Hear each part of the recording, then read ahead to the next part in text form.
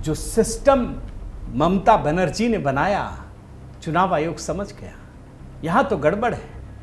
आप कुछ भी कर लीजिए, जैसे एक फिल्म में था ना वो कश्मीर फाइल्स में, सरकार तो तुम्हारी है, सरकार तो अभी चल रही है, चुनाव आयोग की ही चलती है, सिस्टम तो हमारा है। इन्होंने सिस्टम ही खत्म कर दिया, लॉक कर दिया। ये एक्शन नंबर 5। एक्शन नंबर 6, अधिकारियों को बंगला खाली करने का आदेश दिया। आप बोलेंगे ये कौन सी खबर है भाई? अब देखिए क्या होता है दोस्तों, भाई पश्चिम बंगाल में चुनाव है 1.5 महीने का, 2 महीने मान लीजिए। भाई चुनाव आयोग का कंट्रोल कब से रहेगा? आपने आदर्श आचार संहिता लागू की और जब चुनाव के नतीजे आ जाएंगे तब तक 1.5-2 महीने मान लीजिए मैक्सिमम। तो आपने जो बदला, सरकार आएगी वो फिर बदल देगी। बात तो सच है, लेकिन चुनाव आयोग ने ऐसा क्यों किया? जरा सोचिए कि ठीक है मैंने 1.5 महीने के लिए आपको बदला, घर खाली कीजिए, दफ्तर खाली कीजिए। होता क्या है दोस्तों कि जब किसी बड़े अधिकारी को बदला जाता है ना, तो उसकी सुविधा होती है।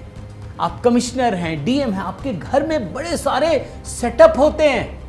आप बाहर रहें ना रहें, घर में ही फोन घुमा घुमा के हॉटलाइन से ही सबको परेशान कर सकते हैं, अपना दबदबा दिखा सकते हैं। चुनाव आयोग ने उसको भी रोक दिया। ये पहली बार है, ऐसा होता नहीं है, एक्सेप्शनल। अगले में आइए, एक्शन नंबर 7। पश्चिम बंगाल में अभूतपूर्व संख्या में सुरक्षा बलों की तैनाती का आदेश दिया गया है। हम तो 2400 कंपनियां देख रहे थे, बाद में 150 कंपनियां और बढ़ा दी गई, 2550 कंपनियां। फिर यह भी कहा गया और चाहिए तो और बढ़ाएंगे। भाई पश्चिम बंगाल में कुल जो पुलिस वाले हैं वो 1 ही लाख है, 60-70-80 हजार जमीन पर है, और यहां तो 2.5-3 लाख से अधिक सेंट्रल फोर्सेस हो गए। अच्छा, ये 2550 कंपनियां का मतलब क्या है? जरा आपको एक कंपैरिजन दिखाता हूं तो समझ में आ जाएगा।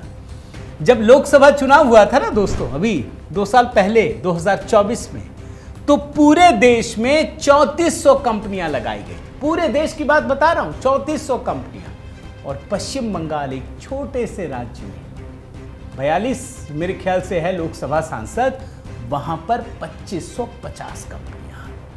अब आप समझ गए होंगे कि पश्चिम बंगाल में क्या काम है।